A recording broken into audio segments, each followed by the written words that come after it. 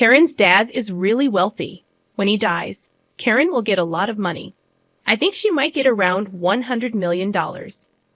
Isn't that amazing? I'm so excited. When Karen gets her money, I hope she'll take me on a vacation. That would be so nice. Maybe I'll even ask her to buy me a car. James, what about you? I've always dreamed of getting a really fancy gaming computer. I wonder if Karen would buy me one. As they chatted excitedly, they didn't notice the look on my face. On the other side of the door, I held onto my purse tightly. My name is Karen. I met my husband James at a social club for people who work.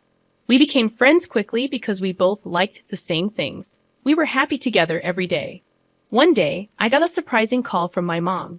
She said, "Karen, your dad has collapsed." What? My dad was always cheerful, cracking dad jokes, and he seemed healthy. He ran his own company smoothly. It was hard to believe he collapsed. Worried about him, I left home right away and took the next train to the hospital my mom mentioned. My dad was incredibly kind. Even with his busy schedule, he always made time to play with my brother and me. He was a wonderful father who loved carrying us on his shoulders. I remember how emotional he got when I read a letter to my parents at my wedding to James. It's a memory I'll never forget. So hearing that such a loving man collapsed was hard to believe. When I got to the hospital where my mom was waiting, she turned to me. "Mom, how's Dad? Is he okay? Karen, please stay calm and listen." My mom looked at my dad lying on the bed with his eyes closed as she explained. Dad had collapsed suddenly at work and was rushed to the hospital. Despite many tests, they couldn't find anything wrong, and they didn't know why he got sick.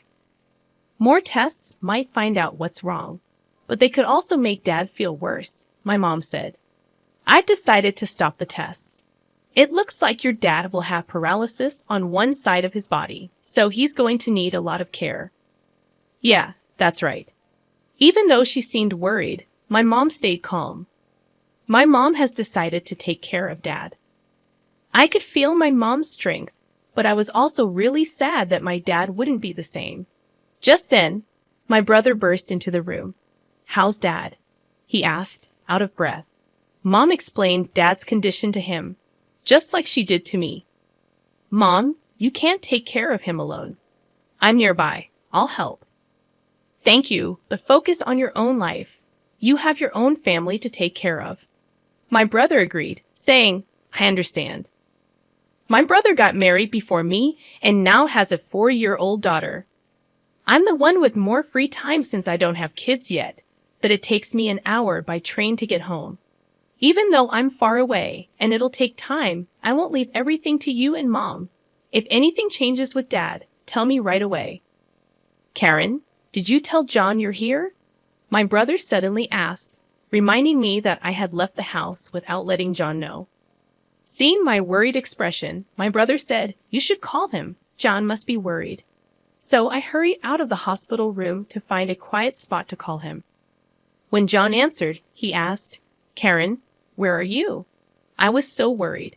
Hearing John's voice calmed me, but I couldn't hold back my tears as I explained that my dad had collapsed and needed care. John was shocked. "Your lively dad." But he spoke gently to comfort me. I felt grateful to have married him. When I told him I was coming home, he said softly, "I'll make dinner. Just be careful on your way home." It seemed Dad would stay in the hospital tonight. My mom and brother were also heading home, so I decided to go home too. When I got home, John had prepared my favorite meal. It must have been tough. "Have something you love to cheer up," he said, pulling out a chair for me. His kindness brought tears to my eyes. John usually stays calm, but he's incredibly caring when I'm feeling down, which always touches me. After thanking him for his comfort, I went to bed early that day. The next morning, feeling a bit better, I told John that I wanted to help take care of my dad sometimes, and he agreed happily. Also, it turned out that John had informed his parents about my dad's condition, and they offered to help with chores while I was away. I was surprised and grateful to receive such support from John's family to assist with my dad's care. When I called to thank them, John's mom chuckled and said, "Your dad is like family to us. You don't need to worry about a thing." When John's parents arrived at our house with smiles on their faces, asking how they could help with chores, I was surprised. They, like John, are usually calm and composed. Before I got married, I thought they were a bit distant, but maybe I misunderstood them. I kept thanking my husband James and my in-laws for their support and for taking care of my dad.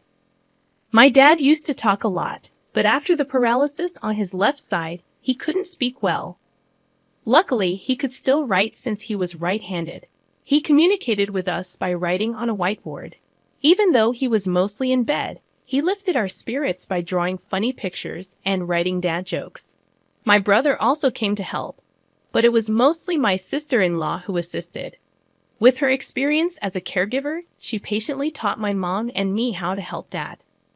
We were worried that my sister-in-law might not want to take care of Dad since he's not her blood relative, but she didn't mind at all. She happily said, "Your dad has made me laugh so much. Now it's my turn to make him smile." Seeing her enthusiasm made me realize that my brother had married an amazing person. My brother may have a great spouse, but I'm not falling behind when it comes to having an amazing one myself. My whole in-law family supports me in taking care of my dad. Every time I go to help him, they ask how he's doing, and I'm really thankful for their care.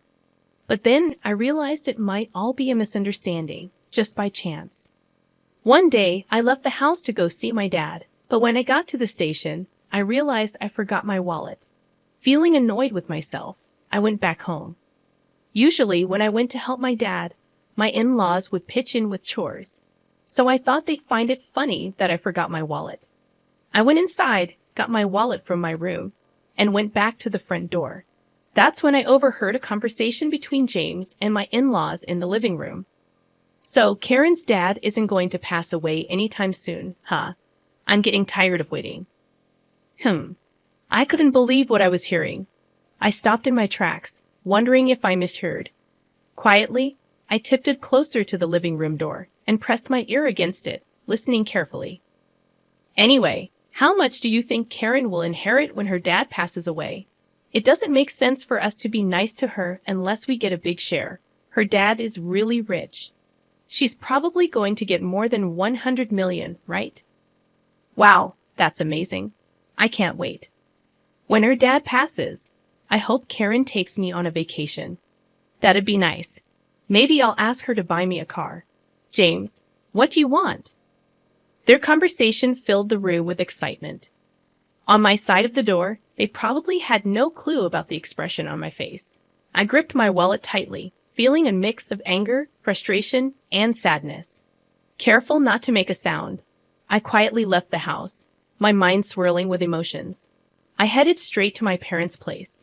If I thought my in-laws were being unusually kind, now I realized it was all for the sake of money. My dad's inheritance was significant, but I couldn't bear the thought that my in-laws were eagerly waiting for his demise. Unable to clear my mind, I sat on a bench at the local station near my parents' house. The echoes of James and his family's laughter replayed in my head. I can't forgive them. Never. They're all foolish, just laughing away. I made a silent vow to seek revenge on James and my in-laws, who only saw dollar signs when they looked at my loving father. Despite hearing their greedy conversation, I played along, pretending I hadn't heard a thing whenever they asked about my father's health. I maintained my polite demeanor and thanked them as usual. I decided to take advantage of James and my money-hungry in-laws as much as possible. I spent more time caring for my father and dumped household chores on them without hesitation. My in-laws, eager for their share of the inheritance, gladly complied with my requests.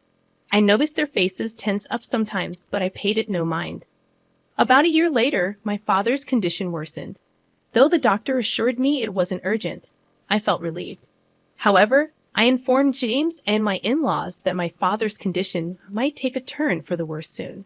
It seemed like the news they had been waiting for, evident from their barely concealed grins. With a calm demeanor, I handed them divorce papers and said, "Thank you for all you've done. Please, let's get a divorce." James and my in-laws were stunned, but I continued with the lines I had prepared. "So James, mother-in-law, and father-in-law, you were all after my father's inheritance, weren't you? I heard everything. Mother-in-law wanted a vacation, father-in-law wanted a new car, and James, you wanted a gaming computer, didn't you? I can't stay with people who seem to be waiting for my father to die. The looks on your faces just now were truly ugly. It's like I could see your greedy thoughts of getting money when my father passes away. As I spoke, my expressionless face seemed to frighten them. My in-laws were frozen, and James, holding the divorce papers, was in shock, opening and closing his mouth. I had no reason to stay in that house anymore. You can send the divorce papers by mail, but if you don't, I'll get a lawyer. Please do it within a week, I told James before getting up. I grabbed the luggage I had prepared earlier and left our home. During the train ride back to my parents' house, I felt the gentle sway of the seat. When I arrived, my parents were there waiting for me. Since I had already told my mom about what happened, she hugged me tightly and said, "You did the right thing." It was the first time I cried in my mom's arms like that since I became an adult. The next day, James and my in-laws came to my parents' house. I decided to stay hidden and see what would happen. When my mom opened the door, James and my in-laws were kneeling outside. "We're here to apologize to Karen. There seems to have been a misunderstanding. Please, let us apologize properly," they pleaded. "Misunderstanding? My daughter overheard your conversation. It seems you've been eyeing my husband's inheritance. I don't want to have anything to do with people like that." My mom sharply dismissed them. James persisted, pleading to see me again. "I can't let you see her because she doesn't want to. What she wants isn't your apologies, but for you to fill out the divorce papers. Have you done it? Hand them over quickly," my mom insisted. "Please just give me one more chance," James begged, but then the sound of a cane tapping caught everyone's attention from deep within the house.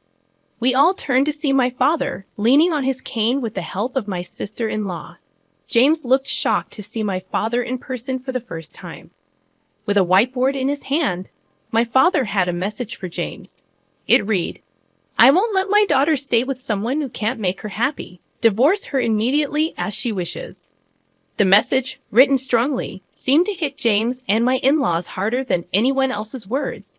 They finally realized there was no point in arguing further. Slowly, James and my in-laws stood up. "I filled out the divorce papers. Here they are," James said, handing the papers to my mother. He promised to let me know once he filed them with the city hall. And then my mother sent him and my in-laws away. Emerging from my hiding spot, I said, "Thank you, Mom and Dad." My mother smiled gently while my father chuckled and wrote a message on the whiteboard. "A father's duty is to protect his daughter until the end." Seeing those words, I couldn't help but cry. Despite his paralysis, my father remained the same kind and caring person.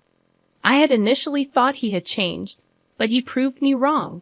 He was still the dependable father who always put me first. "Dad, I hope you live a long time," I told him tearfully, and he responded with a grin. Since then, James has returned to his parents' house and seems to be living quietly. As for me, I've adjusted to taking care of my father while managing work. It's a busy life, but remembering how my father always made time for us when we were young, my brother and I never feel burdened by caring for him. Despite being half bedridden and losing weight, my father's laughter and love for dad jokes remain unchanged. My sister-in-law also finds joy in caring for him, and we're able to lead a peaceful life together.